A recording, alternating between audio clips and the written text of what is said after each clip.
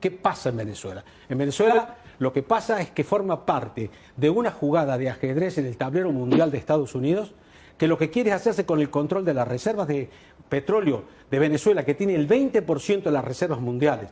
Estados Unidos tiene el 2% de las reservas mundiales. Las reservas mundiales de Estados Unidos solo le alcanzan para 5 años si solo dependiera de ellas. Las de Venezuela le darían hasta 50.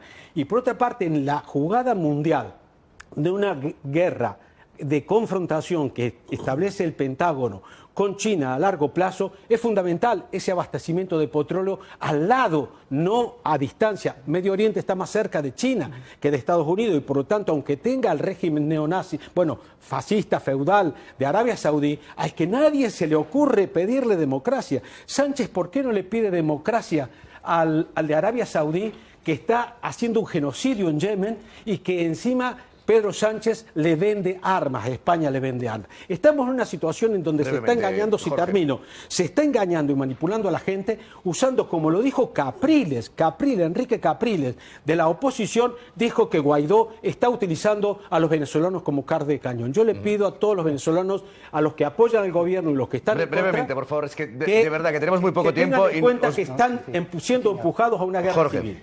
La legitimidad del presidente.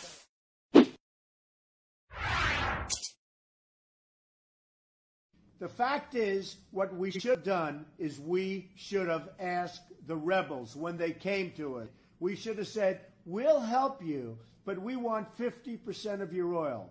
They would have absolutely said, okay, 100%. In fact, they would have said, how about 75%? So they came to us. They were nothing. They were gone. The war was over. He was taking over. Then all of a sudden, we go in through NATO, which is funded by us largely, and which is largely our weapons and our guys. We go in and absolutely decimate this guy. They take over, and now you ask for oil? And isn't it sad? We could have had anything we wanted. We could have had 50% of those oil fields. You know, in the old days, when you had a war, it's to the victor belong the spoils. So we could have had something special. When the so-called rebels came to us, we should have said, fellas, we're going to help you. We want 50% of your oil. They would have said, thank you very much. We have a deal. Write it down. Sign it. We have a deal. We would have been a rich nation again. They have tremendous oil reserves in Libya. Okay, so we're bombing and bombing and bombing. The rebels didn't win this war. We won the war, meaning NATO, which is mostly the United States. We just keep bombing. Every time there's a problem, we bomb the hell out of them, and then the rebels get the credit. Why aren't we getting repaid? Why aren't we taking oil? Why aren't we doing what we should be doing from a common sense standpoint? So we got to get smart. We got to run this country right. We're not going to have a lot of other chances. And while we're at it, we got to get at least paid back. Now, I'd go further than that. I'd say we should get 50% of their oil, period. If 4 months ago, when they were being routed and just beaten badly and ready to give up, if we would have said we want 50% of the oil, they would have said, absolutely, you have a deal. Help us, please, you have a deal. We should take the oil. ¿Qué cree que Estados Unidos quiere atacar Venezuela? Bueno, ahí está la historia reciente. Yo te voy a decir la causa más importante de todo esto, y ustedes los colombianos, colombianas, deberían entender, hacer un esfuercito por entenderlo, los que no lo entienden. Aquí mismo, está la reserva de petróleo más grande de este planeta. Aquí en Venezuela tenemos petróleo para más de 100 años. A Estados Unidos se le está acabando el petróleo. Yo le he dicho a Pastrana, le dije a Uribe, Colombia no tiene mucho petróleo. Le dije, Uribe, aquí está el petróleo para Colombia. Vamos a hacer un oleoducto, un gasoducto. Vamos a unir Ecopetrol con PDVSA. Lo hemos hablado 100.000 veces. No hemos avanzado un paso. ¿Por qué? Bueno, porque no salimos de un conflicto. Por eso yo quisiera dejar atrás todo esto y que nosotros hablemos de la integración. Pero volviendo a la pregunta tuya, la razón de mayor peso de que Estados Unidos quiera poner aquí un gobierno subordinado a él, al imperio, como lo tuvieron durante mucho tiempo, es el petróleo venezolano. Te voy a decir algo. En los últimos 100 años, Todos los gobiernos que en Venezuela quisieron manejar soberanamente el petróleo fueron derrocados. Y me incluyo, yo fui derrocado solo que por 2 días. Incluso mataron a un presidente que se llamó Carlos Delgado Chalbó. Y todos los golpes de Estado vinieron planificados desde Estados Unidos. La razón es la misma durante 100 años. El petróleo, Vicky, el petróleo. ¿Y usted cree que Estados Unidos estaría dispuesto a hacerlo desde Colombia? Sí, sí. Y todo este tema de las bases militares es que el imperio se está preparando.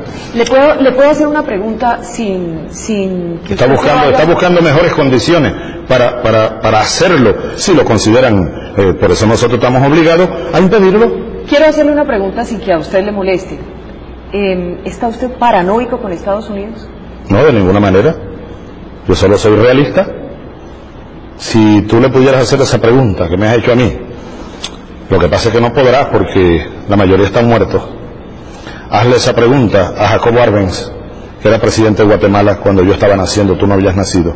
Solo porque quiso hacer una reforma agraria, lo invadieron Estados Unidos y lo derrocaron. Tú pudieras hacerle esa pregunta a João Goulart, el brasileño, lo derrocaron Estados Unidos. Tú pudieras hacerle esa pregunta a Salvador Allende, el presidente mártir. Tú pudieras hacerle esa pregunta a Juan Bosch, el expresidente dominicano derrocado por la invasión de los Estados Unidos. Tú pudieras hacerle esa pregunta a mi general Omar Torrijos, asesinado por la CIA. Y ya, muchos más. ¿No es paranoica? ¿Es la verdad? Yo estoy cumpliendo una responsabilidad de jefe de Estado. Los paranoicos son otros, los de la extrema derecha, los enloquecidos que creen que el mundo no va a cambiar, las burguesías de este continente pitiyanquis que pretenden a rajatabla seguir dominando estos pueblos y no van a poder lograrlo. He's knowledge of Venezuela. You are totally illegitimate. Nobody elected Juan Guaidó, and nobody legitimate appointed you. You are taking Venezuela down the path of a civil war. How dare you go to a civil war?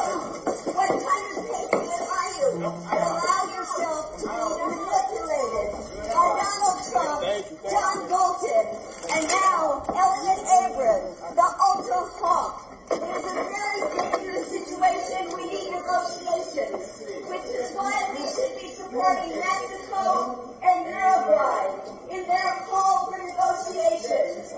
Don't follow the coup collaborators like this man right here. Say no to coups in the 21st century. Oh, another one. The Democratic Party. John Bolton is failing about 5,000 troops to Colombia. U.S. military intervention in Venezuela. We do not want a coup. You are a puppet. You are a puppet.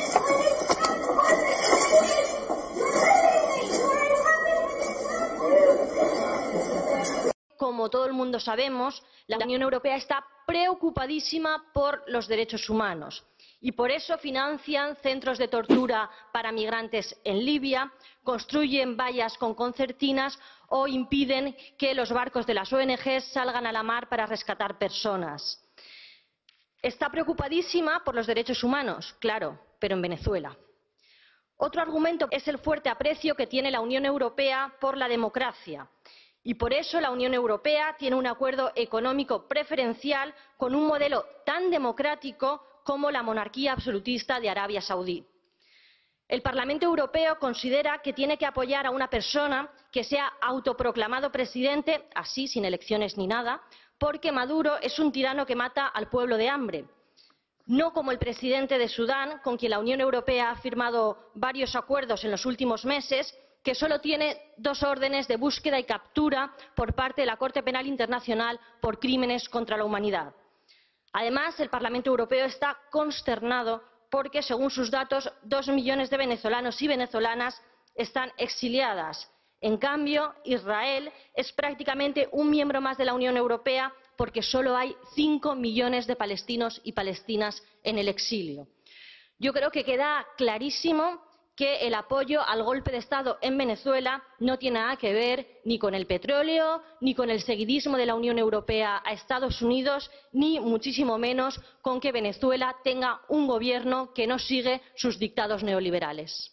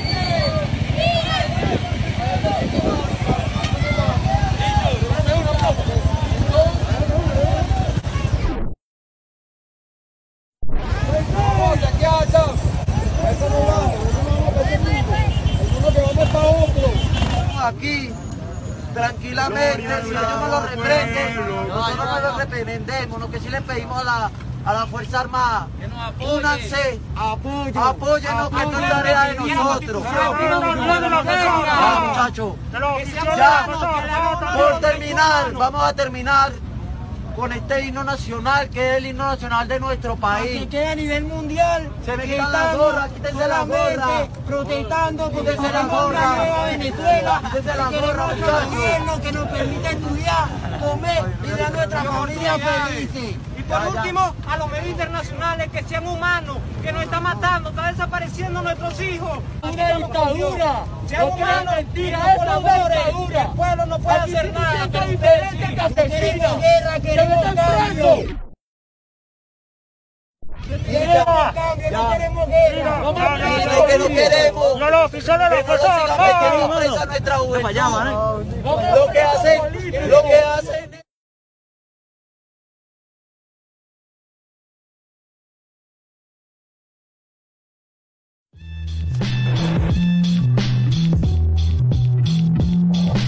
América Latina es el jardín de los Estados Unidos y su cortacésped militar, económico y mediático se encarga periódicamente de cercenar cualquier gobierno progresista e independiente que amenace su control.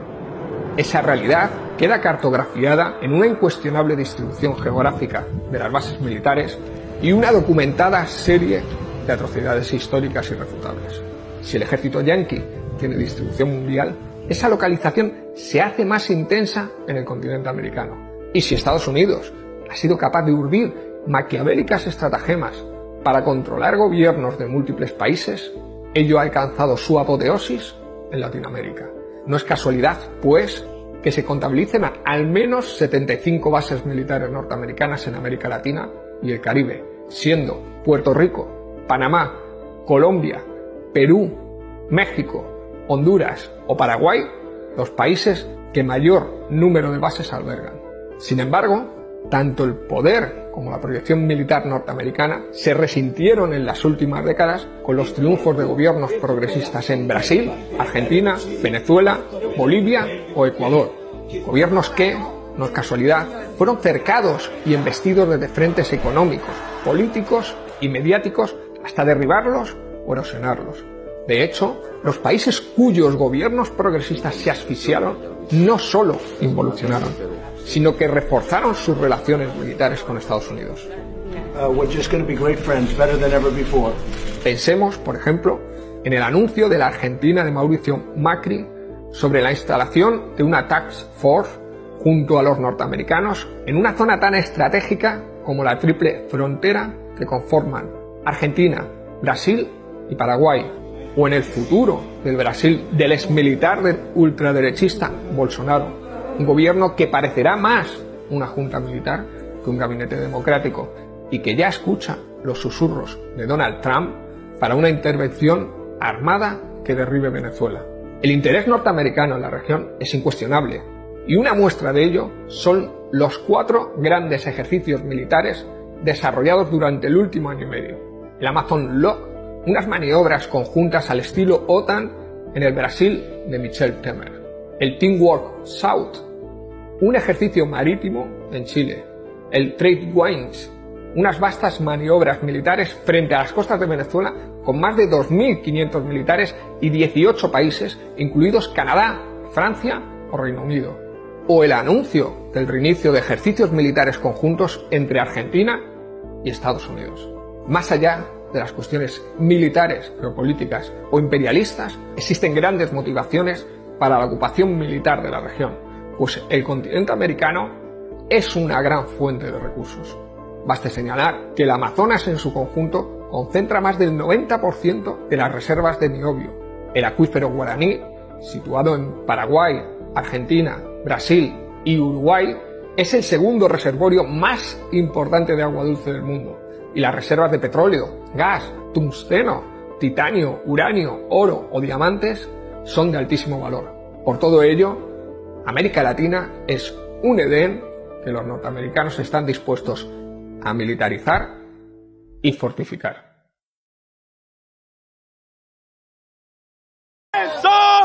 Aunque a Donald Trump y a las transnacionales petroleras no les agrade la idea, aquí en Miami muchos venezolanos rechazan tajantemente las intentonas de golpe de Estado e intervenciones en contra del pueblo y gobierno legítimo de Venezuela. Si Trump está tan preocupado por el pueblo venezolano, que pare la guerra económica. Que pare la guerra económica para que el pueblo venezolano no sufra, porque si está el pueblo venezolano sufriendo es por la guerra económica que declaró Obama y ahora Trump.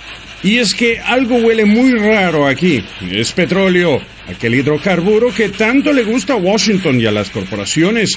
¿No será que el afán democrático de Trump en Venezuela es más bien una justificación para sacarle el jugo al petróleo del pueblo venezolano? Se preguntan algunos. La cuestión con Irak era el petróleo y la cuestión con Venezuela es el petróleo. Venezuela tiene los yacimientos de reserva de petróleo más grandes del mundo.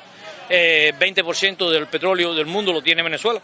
Ahora, indiscutiblemente que la historia nos ha enseñado que lo que persiguen los Estados Unidos son los recursos naturales y nosotros tenemos la mayor reserva de petróleo en el mundo. No es necesario ser un erudito o un profesor de historia para comprender las consecuencias socioeconómicas y políticas de la injerencia estadounidense en Latinoamérica. Y es que esta región, conocida como el patio trasero de Estados Unidos, presenta una problemática. Toda vez que un gobierno no comulga con Washington, Washington le envía una democracia a punta de balas y sanciones. Presidenta, en la última semana hemos asistido a la crónica de un golpe anunciado para forzar un cambio de régimen en Venezuela. Tras años de sanciones económicas y feroz oposición al diálogo por parte de los Estados Unidos, el pasado mes de septiembre el diario New York Times desvelaba que el gobierno de Trump llevaba semanas manteniendo reuniones secretas para organizar un golpe de Estado en el país. 4 meses después, en un lapso de 30 minutos, el presidente de la Asamblea Nacional Venezolana se autoproclama presidente del país, la Casa Blanca inmediatamente lo reconoce como tal, y una cascada de aliados latinoamericanos, muchos de los cuales sufrieron golpes de Estado y dictaduras impulsadas por los Estados Unidos, siguen sus pasos comandados por Duque y Bolsonaro. Rusia, China y Turquía se oponen. La Unión Europea debate durante 48 horas bajo fortísimas presiones. Finalmente, con el apoyo de Francia y Alemania, el presidente Sánchez emite un ultimátum inédito en política internacional al presidente de Venezuela, exigiéndole que convoque elecciones en el plazo de 8 días. Esta secuencia, donde se mezclan intereses, chantajes e improvisaciones, va a tener graves efectos geopolíticos para toda la región y para nuestro Estado, cuya posición ahora mismo es incomprensible, improvisada e irresponsable. En primer lugar, porque desde hace 4 siglos en el derecho internacional no se reconocen gobiernos, sino Estados, en los que un gobierno tiene el control práctico y administrativo de un territorio y de la población que lo habita. Reconocer o no un Estado es una decisión soberana, pero en ningún caso implica apoyo o sintonía con su gobierno. Sencillamente implica reconocer que existe y que efectivamente controla su territorio. Esto tiene una razón de ser. Si el próximo domingo alguno de los 150.000 españoles que viven en Venezuela, o Repsol, que lleva décadas haciendo grandes negocios allí con la intermediación de gobiernos del PP y del PSOE, tienen un problema grave, ¿a quién va a llamar el Gobierno de España para resolverlo? No va a llamar a Guaidó, por una sencilla razón, que es que no controla el país, ni la Administración, ni los ministerios, ni la policía, ni los funcionarios.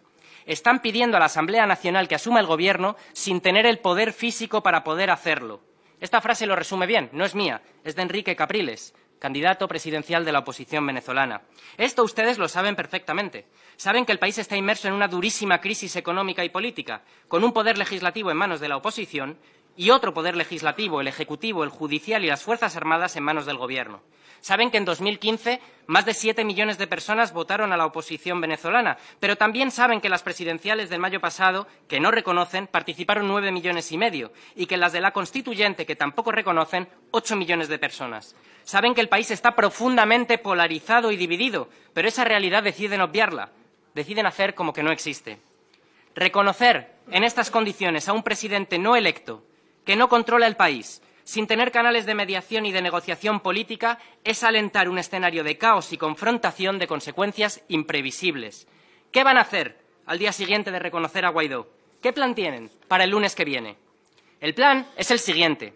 Trump ha nombrado enviado especial para Venezuela a Elliot Abrams, arquitecto intelectual de la invasión en Irak, el golpe de Estado en Salvador y la contra paramilitar en Nicaragua. De hecho, fue condenado judicialmente por vender ilegalmente armas a Irán para financiar a la guerrilla nicaragüense. Luego fue indultado por el presidente Bush. Craig Fowler, jefe del Comando Sur de los Estados Unidos, ha declarado que hay dos soluciones para el problema. O le sacamos como a Noriega o le sacamos como a Marcos. El vicepresidente de Bolsonaro ha informado de que el papel de Brasil será liderar las fuerzas de paz tras un golpe victorioso. Y si todo esto les parece insuficiente o anecdótico, el propio señor Guaidó ha afirmado literalmente que la intervención militar es un elemento de fuerza que está encima de la mesa y ha pedido abierta y reiteradamente al ejército que se levante contra el gobierno. Así que este es el plan para el día siguiente. Un golpe militar, una insurrección armada o una intervención extranjera. Si cualquiera de esas operaciones es parcial o fallida, existe el riesgo cierto y real de que haya una guerra civil en el país, guerra civil que van a pagar con su sangre el mismo pueblo venezolano al que ustedes dicen defender. Así que yo pregunto al Gobierno hoy en esta Diputación Permanente, ¿va el Gobierno de España a apoyar un golpe militar, una guerra o una intervención extranjera en Venezuela? ¿Lo va a apoyar la Unión Europea? Al señor Casado, que lleva meses denunciando un golpismo tan ubicuo como imaginario, le pregunto, ¿va a apoyar el señor Casado un golpe de Estado en Venezuela? ¿El señor Rivera va a apoyar una intervención militar extranjera? ¿Va a apoyar uno de los bandos de una guerra civil? Con toda rotundidad yo les digo, no puede llamarse demócrata quien apoye un golpe militar o una guerra en Venezuela. La única salida pacífica y democrática a la crisis que vive el país pasa por la negociación y el diálogo político entre las partes, como piden Uruguay, México, las Naciones Unidas y el Vaticano. Esa es la única posición legítima, legal y aceptable para nuestro país. Sumándose a esta operación de Trump para derrocar a un gobierno por la fuerza, España y la Unión Europea pierden su razón de ser y su lugar en el mundo.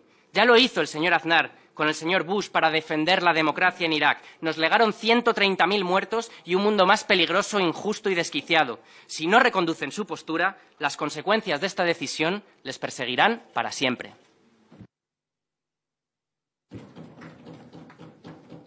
Por el grupo parlamentario. Por lo menos uno de los videos que muestra despliegues de la Marina de Estados Unidos desembarcando en La Guajira es auténtico. Desde noviembre pasado, Estados Unidos tiene apostados a un contingente de las abejas de mar haciendo operaciones cívico-militares, es decir, en guerra, pero psicológica. Vea, vamos a resolver esto, ¿yo? El ex vicepresidente y embajador en los Estados Unidos, Francisco Santos, estuvo esta semana en Cúcuta como parte de las maniobras psicológicas del asesor de Donald Trump, John Bolton. El día que Venezuela regrese a la normalidad económica y democrática, el empleo que se va a generar en Cúcuta va a ser impresionante, porque todo el proceso de reconstrucción va a pasar por acá. Por el momento lo que pasa por la frontera son tropas y equipo militar, a juzgar por los videos virales en las redes. Luego de que el jueves pasado el jefe del Comando Sur, el almirante Craig Fowler, hiciera una visita a la frontera, cucuteños y venezolanos han grabado estos videos alarmados por el tránsito de tropas.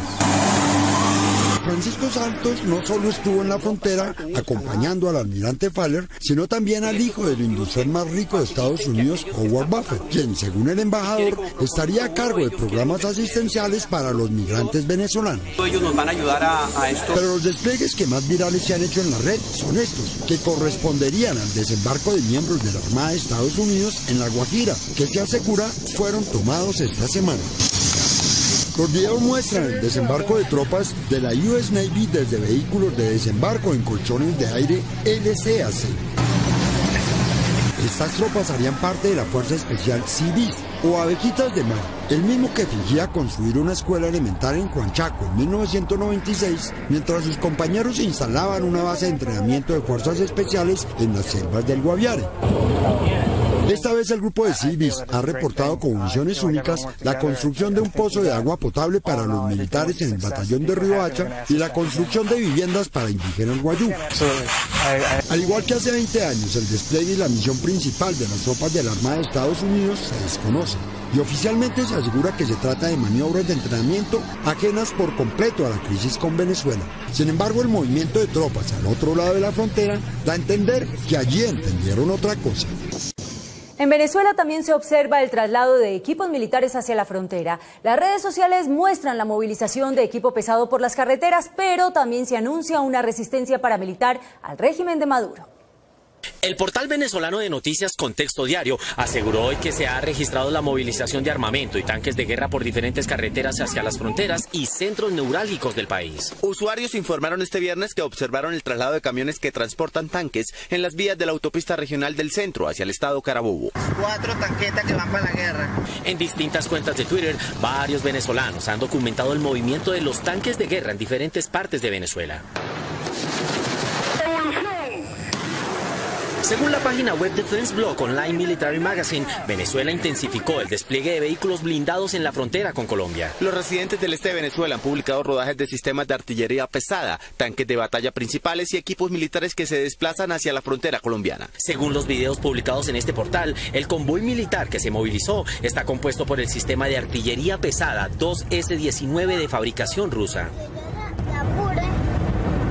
Y mientras el ejército venezolano envía parte de su poderío militar a la frontera con Colombia, este hombre que dice llamarse Michel Colmenares asegura en este video ser parte de un grupo paramilitar establecido en el estado Táchira limítrofe con norte de Santander. Desde aquí, desde el estado Táchira, le informamos, ha iniciado un enfrentamiento civil armado a nivel nacional. Vamos a apoyar y vamos a dirigir desde el Táchira esta resistencia y les decimos a ustedes, señores comunistas, ustedes van a llevar plomo y van a llevar candela. Este supuesto jefe paramilitar agregó que entre sus objetivos están Nicolás Maduro, Diosdado Cabello, Tarek Al-Aissami y toda su familia. Sí, me enteré. Es decir, Karen me lo dijo. Otra muerte sin sentido. No escuché bien. Yo quise decir que es una lástima que un niño tenga que morir sin ninguna razón.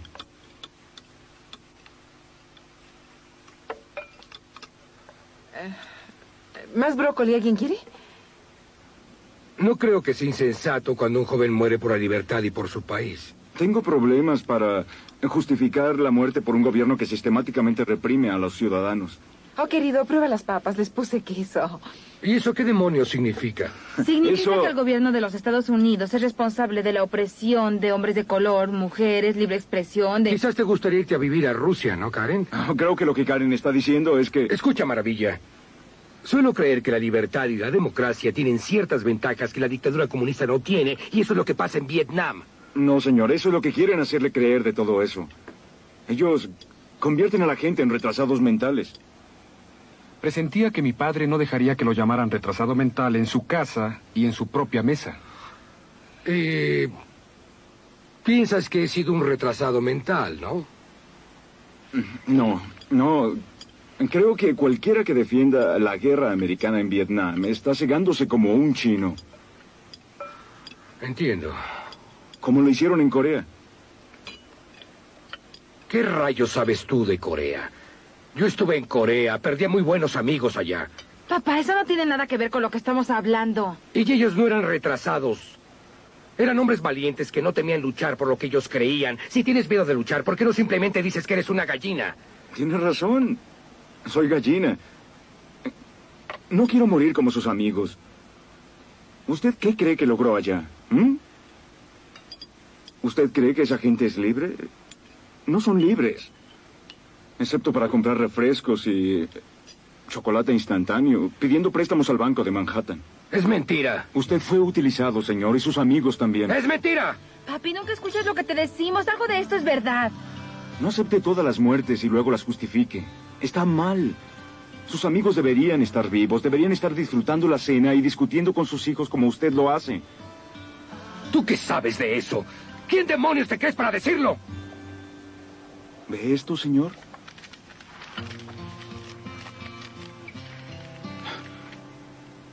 Es una carta militar. En 2 semanas puedo ir a la cárcel. Puedo ir a Canadá. O puedo ir a llenarme de agujeros, como su amigo Brian Cooper.